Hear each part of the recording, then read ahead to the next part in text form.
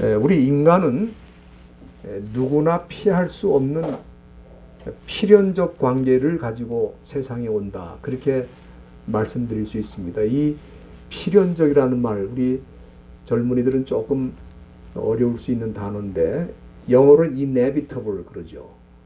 피할 수 없다 그런 뜻입니다. 피할 수 없는 관계가 있다. 그게 이제 바로 부모와 자식의 관계죠. 부모와 자녀의 관계는 inevitable, 피할 수 없는 관계다. 그 왜 피할 수 없느냐? 하나님이 만들어주신 관계라 그래요.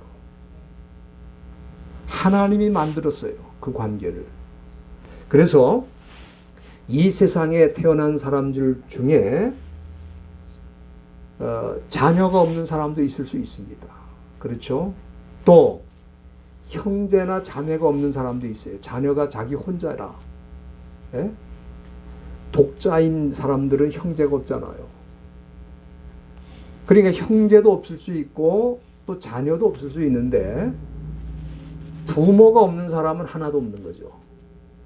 이 세상에 부모 없이 태어난 사람은 아무도 없습니다. 그래서 가장 펀더멘털, 가장 근본적이고 가장 베이직, 가장 기본적인 그런 관계가 부모와 자녀의 관계이기 때문에 모든 사회적 관계가 여기서 출발합니다. 이 관계에서 출발을 해요. 그래서 저는 그렇게 생각을 하는 것입니다. 그 사람이 부모님께 어떤 태도와 자세를 갖고 있는가, 그걸 잘 보면은 그 사람이 다른 사람과의 관계도 어떻게 할 것이다라는 것이 짐작이 돼요.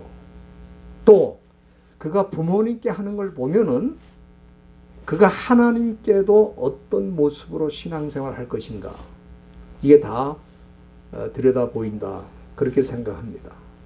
그만큼 기본적이고 근본적인 관계가 부모와 자녀의 관계다.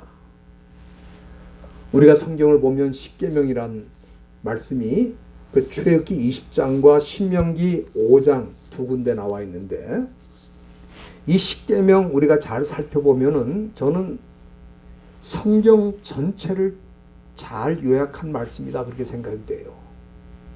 그래서 이 십계명을 잘 우리가 이해하고 실천할 수 있으면 하나님이 기뻐하시는 삶을 살 수가 있고, 균형 잡힌, 다시 말하면 하나님께 대해서는 어떻게 하고 부모에 대해서는 어떻게 하고 다른 사람들에 대해서는 어떻게 하고, 이런 밸런스가 잘 갖춰진 그런 신앙인으로 살 수 있다.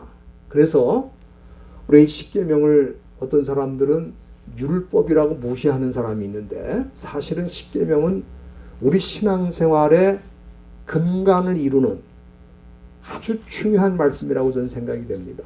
그래서 제1계명이 뭐죠? 다른 신들을 내게 있게 말라는 거죠. 제2는 뭡니까? 새긴 우상을 만들지 말고 절하지 말라.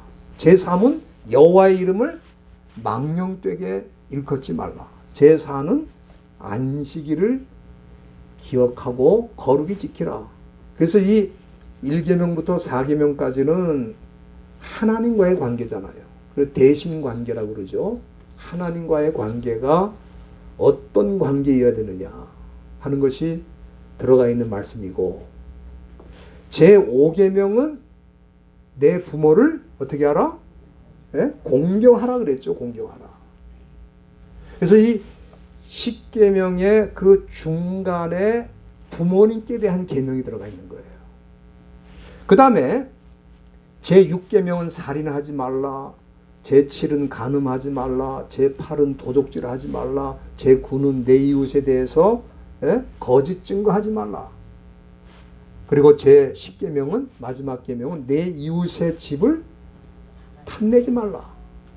그래서 그 나머지 계명은 대인, 다른 사람들에 대해서 그 권리를 인정하고 또 관계를 잘 유지하기 위해서 주신 계명이에요. 그렇죠? 그런데 그 중간에 내 부모를 공경하라는 5번째 계명이 들어가 있는 거예요. 그래서 이걸 우리가 뭐라 그러냐면 브릿지 커맨드먼트라고 그래요. 우리가 다리라는 거는 이쪽과 저쪽을 연결해 주는, 커넥션을 해주는 그 역할을 하잖아요. 그러니까 하나님과에 대한 계명과 사람들에 대한 계명 사이 그 중간에 내 부모를 공경하라는 이 브릿지 커맨드가 있기 때문에 이 계명이 바로 우리 신앙생활의 어떤 시금석이 되는 겁니다. 그리고 내가 다른 사람과의 관계를 어떻게 하는지를 볼 수 있는 시금석이다. 그래서 저는 부모님께 어떻게 하는지를 잘 보면 그 사람을 우리가 알 수가 있다고 봅니다. 예수님을 우리가 믿게 되면은 하나님의 자녀가 되죠. 근데 하나님의 자녀가 되면은 우리의 영적인 눈이 열립니다. 여러분들, 이 세상의 대부분의 사람들은 영적인 눈은 close, 닫힌 채 살고 있다고 보면 돼요. 우리가 그냥 보면 다 정상적인 사람이지만 그 사람들하고 우리가 본질적으로 다른 건 뭐냐면은 그 사람들은 영적인 세계를 전혀 볼 수가 없다는 거예요. 그래서 한평생 하나님의 이름을 불러보지도 못하고 하나님을 믿지도 못하고 하나님을 바라보지도 못하고 인생 70, 80 살다가 끝나는 거예요. 그러나 저와 여러분들이 예수를 믿고 난 다음에 영적인 눈이 열리기 때문에 이 영적인 눈이 열리면 제일 먼저 일어나는 일이 뭐냐면 내가 하나님을 제대로 모시는 겁니다. 하나님을 제대로 알아보는 거예요. 하나님이 창조의 주인이시고 내 인생의 주인이시고 나의 모든 것을 다스리시고 나의 과거와 현재와 미래의 모든 것을 컨트롤, 다스리시는 바로 그분이 내가 믿는 하나님이다. 그거는 거듭나서 영적인 눈이 열리지 않는 사람은 아무리 설명해줘도 뭐라 그래요? 내 주먹을 믿지 왜 네가 말하는 하나님 믿느냐 그런다 이 말이에요. 안 보이니까. 영적인 세계에 눈이 뜨이지 않은 사람은 하나님의 말씀을 들어도 하나님 말씀으로 들리지가 않고 그리고 그것이 자기 영혼에 와닿지 않는다 이 말이에요. 그런데 하나님을 믿는 사람들은 또 한 가지 새롭게 눈을 뜨는 게 있는데 그거는 부모님을 새롭게 발견한다는 거예요. 예수 믿기 전에도 부모가 있고 또 예수 믿기 전에도 효도할 수가 있어요. 그러나 그 차원이 달라요. 우리가 예수를 믿은 다음에 부모를 제대로 발견하게 되는 건데 그 제대로 발견하게 되면은 부모에 대한 생각이 완전히 달라지는 겁니다. 그러니까 예수를 믿었지만 이 부모님에 대한 생각이 달라지지 않은 사람, 그죠? 피지컬한 릴레이션십. 부모님이 그냥 나를 낳았고 키워줬다. 그 정도로만 생각하면 그거는 하나님을 믿는 사람이 아니라 이 말이에요. 요즘 제가 이렇게 가만 보면은 예수 믿기 전에는 부모님을 부모님으로 생각은 하는데 인격적으로 대하기보다는 주로 부모님을 돈으로 바라봅니다. 예? 그래서 우리 부모님이 나에게 얼마나 유산을 남겨줄 것인가. 관점이 거기에 많이 있어요. 그래서 유산에 관심이 많다 보니까 형제들이 서로 싸우잖아요. 서로 더 많이 가지려고. 그래서 요즘은 부모님들이 옛날에는 뭐 자녀들이 급하다 그러면 돈도 그냥 막 빌려주고 다 내놓고 그랬는데 요즘 그렇게 안 한다는 거예요. 왜? 돈이 있어야 부모가 대접을 받는다는 겁니다. 그래서 끝까지 붙들고 있는 거예요. 끝까지. 제가 한번 얘기를 드렸죠. 어느 시어머니가 그 며느리가 자기를 좀 소홀히 하는 것 같으니까 자기가 가지고 있는 보석 반지를 다이아몬드 반지를 늘 이렇게 며느리가 들어오면 보여줬다는 거예요.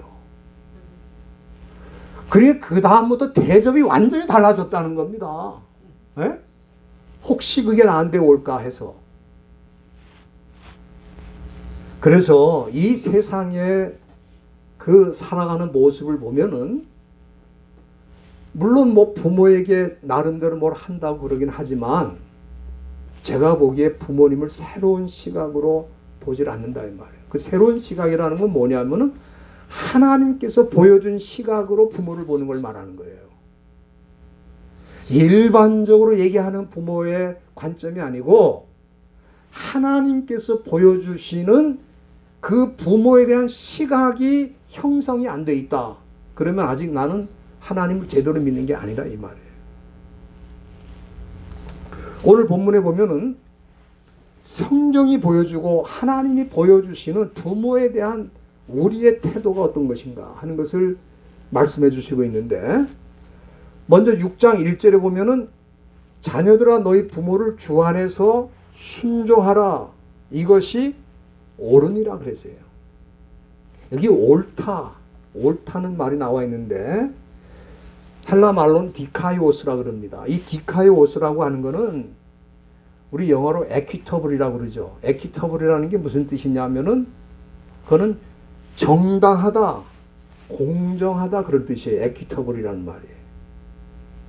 그러니까 이 디카이오스, 여기 마땅하다는 말은 공정하다 또 정당하다 그런 뜻이에요. 그러니까 우리가 부모님을 순종하는 거는 그건 공정한 거라는 거예요. 그건 정당한 거라는 거예요. 그래서 우리가 하나님의 자녀가 된 다음에는 부모를 떠나는 게 아닙니다. 우리가 잘못 생각하면 예수 믿기 때문에 난 부모를 떠나야 되겠다 그렇게 생각하는데 그렇지 않습니다. 우리 부모가 예를 들어서 예수를 믿지 않아도 떠나면 안 돼요. 오히려 부모를 새롭게 발견해야 돼요. 이 세상 사람들은 부모님을 어떻게든지 이용하려고 하는 관심이 많습니다. 여기는 그런 분이 한 분도 없지만은 세상에 나가면은 부모도 다 이용 대상이에요. 그러니까 이용 가치가 있으면은 부모로 모시고 이용 가치가 하나도 없다. 그럼 버리는 거예요. 근데 성경은 그렇게 말하지 않는다는 말이에요. 성경은 이용 가치가 있거나 없거나 부모를 순종하는 것은 에퀴터블, 아주 공정하고 정당하다 그런 뜻입니다. 그래서 우리가 그 하나님의 자녀라고 하면서 이거를 깨우치지 못하면 그건 정상적인 신앙인이 아니죠. 심각한 문제가 있는 거예요. 저는 세상에서 효도하라는 말을 많이 쓰는데 그거는 이 성경의 교훈과 비교하면 아무것도 아닙니다. 그걸 가지고 뭐 대단한 것처럼 얘기하는데 성경에는 효도하라는 말이 없어요. 그럼 그 대신에 뭐가 있느냐? 순종하라는 말이 있는 거예요. 여러분 이 순종하는 것처럼 귀한 태도가 없습니다. 여러분들 우리가 주 안에서 순종하라고 여기 되어 있으니까 어떤 사람들은 우리 부모님은 예수를 믿지 않으니까 나는 순종할 필요가 없는 거 아니겠습니까? 그렇게 말하는 분들이 있어요. 이 주 안에서라는 말은 그런 뜻이 아니고 우리가 부모를 순종하되 주님을 섬기는 마음으로 순종을 해야 된다. 그런 뜻입니다.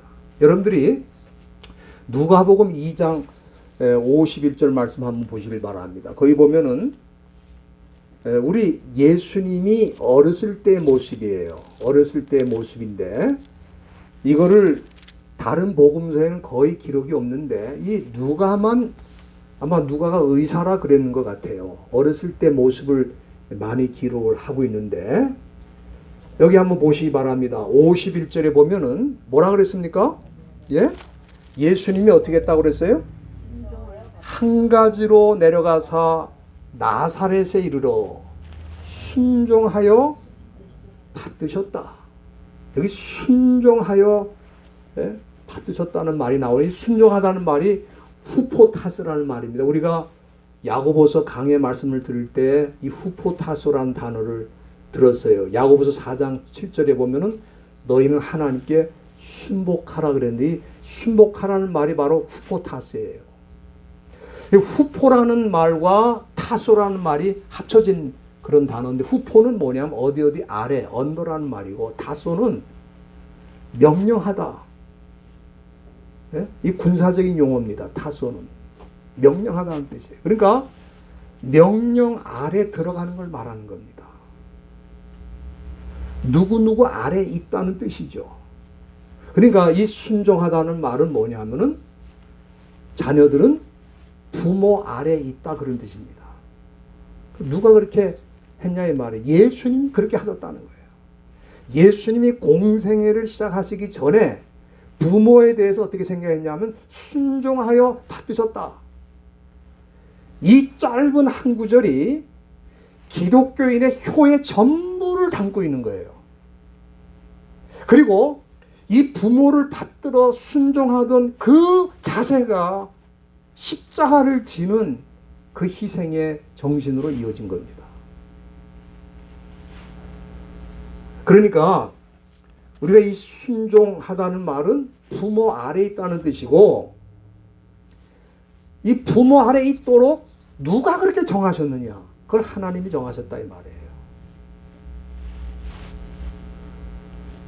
이것이 굉장히 중요한 뜻이 있다고 봅니다.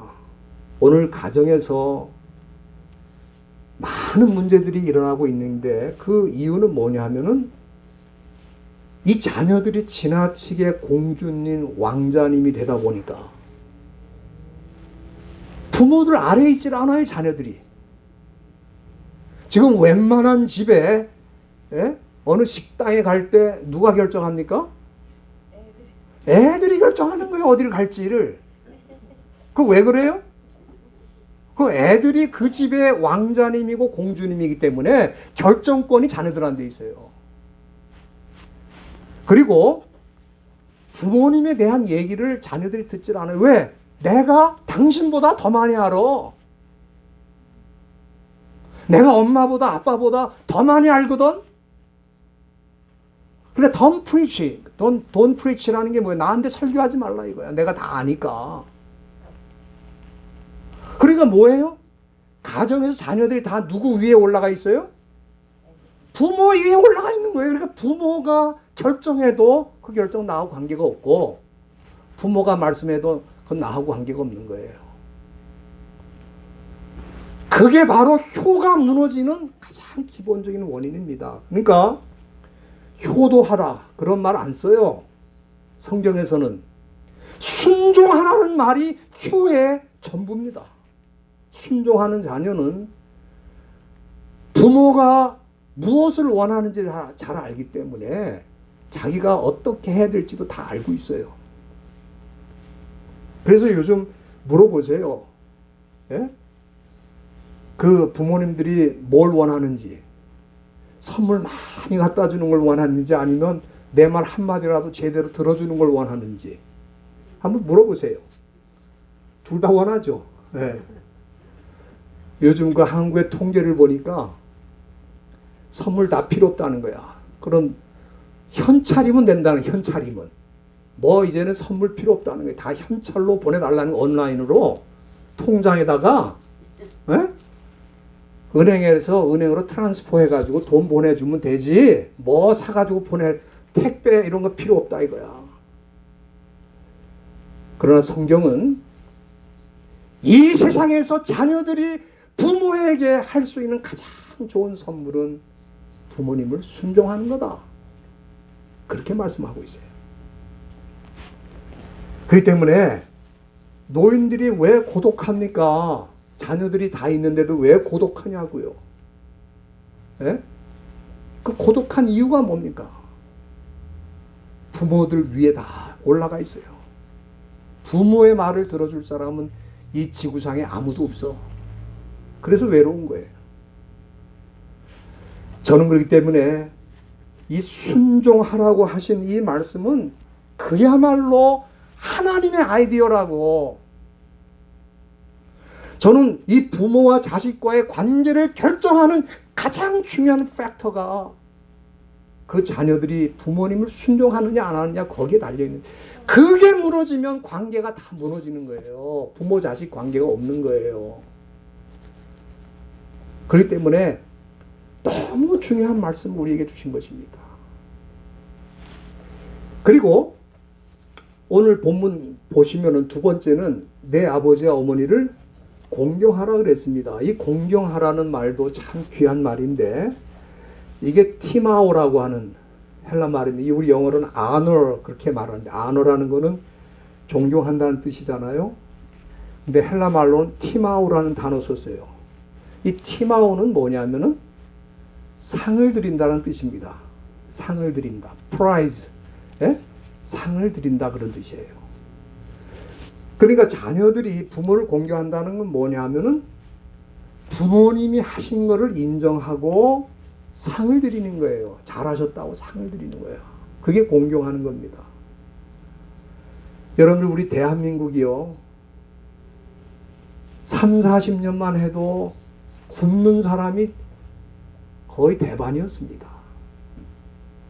얼마나 굶는, 제가 초등학교 다닐 때에도 우리 친구들 중에 런치 도시락을 못 싸가지고 와서 굶는 애들이 한둘이 아니야. 그래서 이 점심때 되면 나가가지고 수도가에 가서 물 마시고 있는 거예요, 걔네들이. 그리고 왜 물 마시는가 했더니 점심 먹을 건 없고 대신 뭘 마시는 거예요? 물로 배를 채우는 거야, 물로. 그러던 나라가 우리 대한민국이었습니다.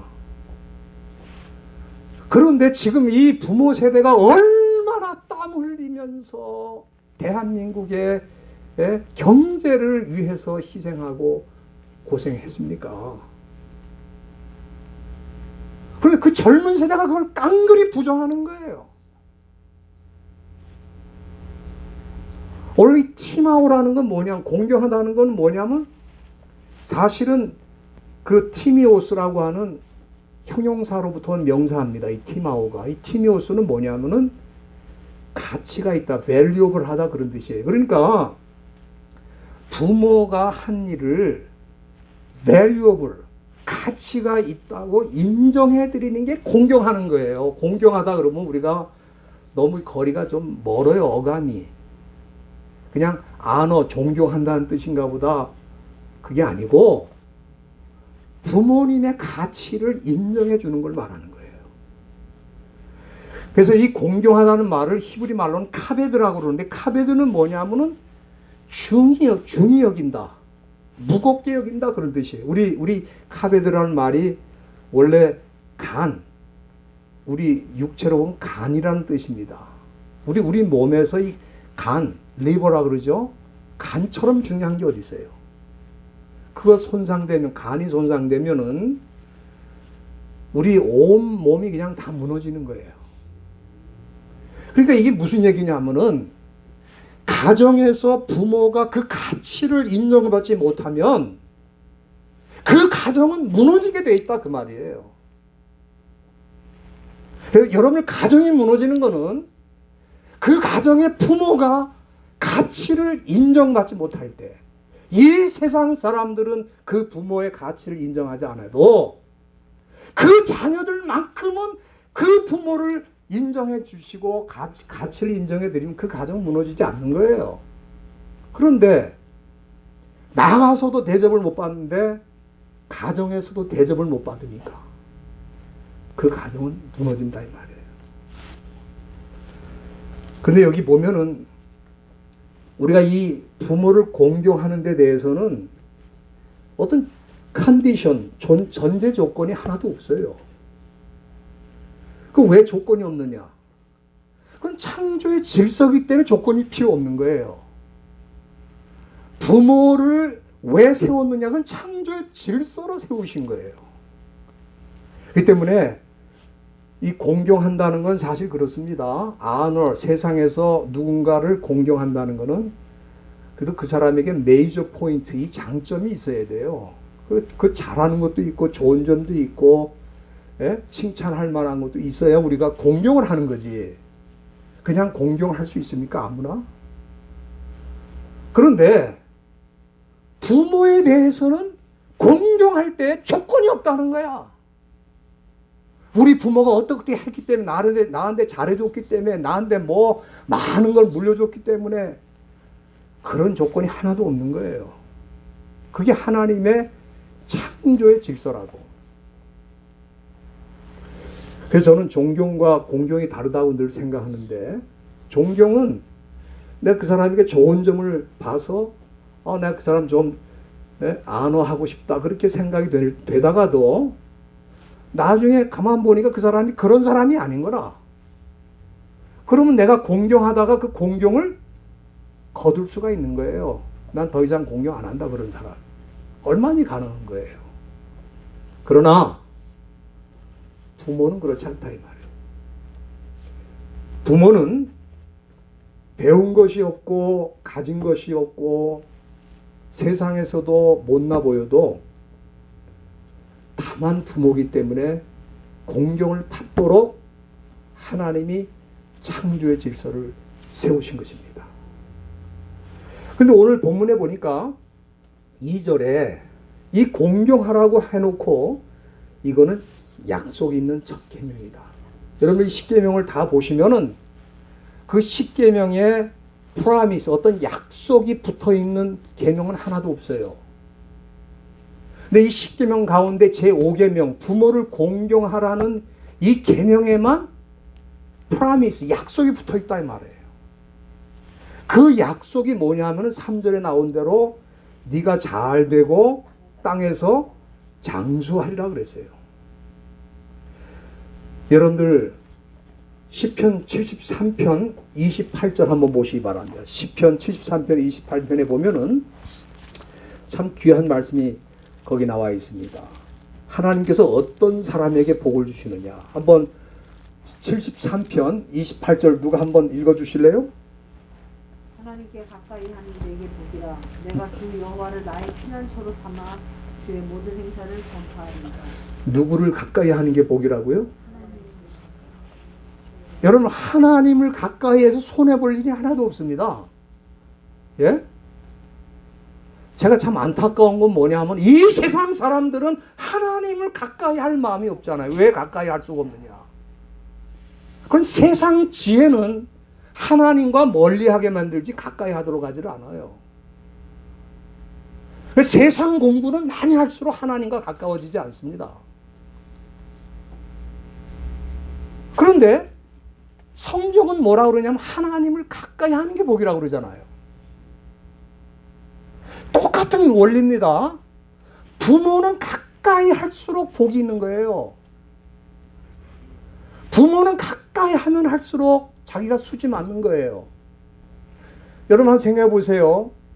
사과나무를 심었다. 복숭아나무를 심었다. 자두나무를 심었다.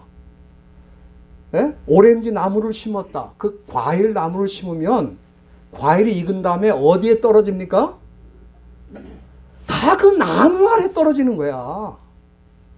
먼데 떨어지질 않아요. 그 나무 주변에 떨어지는 거예요.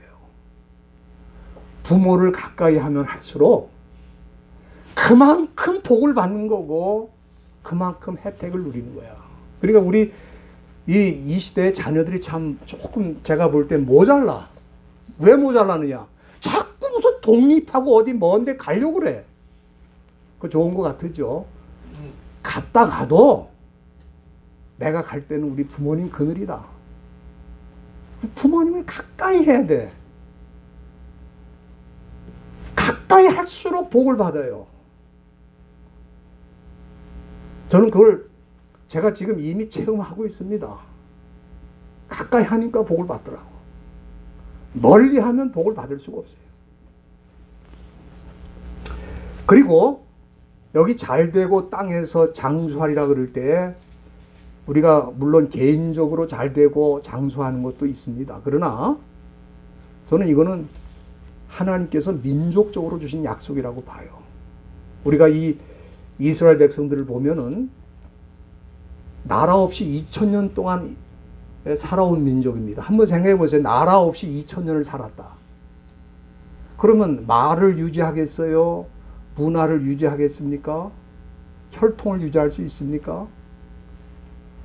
나라 없이 2000년 떠돈다는 것은 문화와 민족이 그냥 지구상에서 멸절되는 걸 뜻하는 겁니다. 그런데 이 이스라엘 민족은 나라 없이 2000년 살고도 민족이 남아있잖아요. 문화가 남아있잖아. 신앙이 남아있잖아. 그럼 왜 그러느냐? 그 이스라엘 백성들은 나라를 잃어버려도 부모를 잃어버리지 않았다 이 말이에요. 부모를. 그 민족은 부모의 그늘 아래서 살아요. 그 밑에서 말씀을 배우고 그 밑에서 지혜를 배우고 그 밑에서 삶을 배우고 그래서 민족이 남은 거예요. 부모가 있기 때문에. 부모가 있기 때문에. 그래서 유대인들은 특별히 어머니가 유대인인 경우에 무조건 유대인으로 인정해 줍니다. 왜? 그 사람은 유대인의 문화와 글과 유대인의 전통을 배운 사람이라 그렇게 보는 거예요.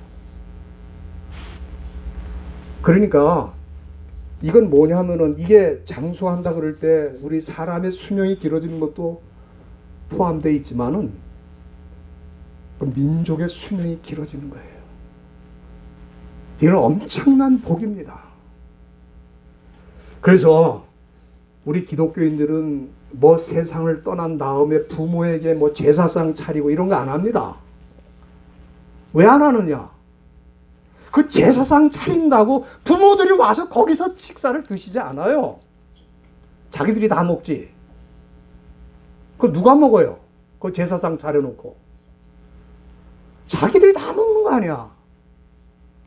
세상 떠나면 끝입니다. 부모님은. 우리가 기억할 뿐이지 더 이상 잘해드릴 수도 없고 더 이상 위해드릴 수도 없어요.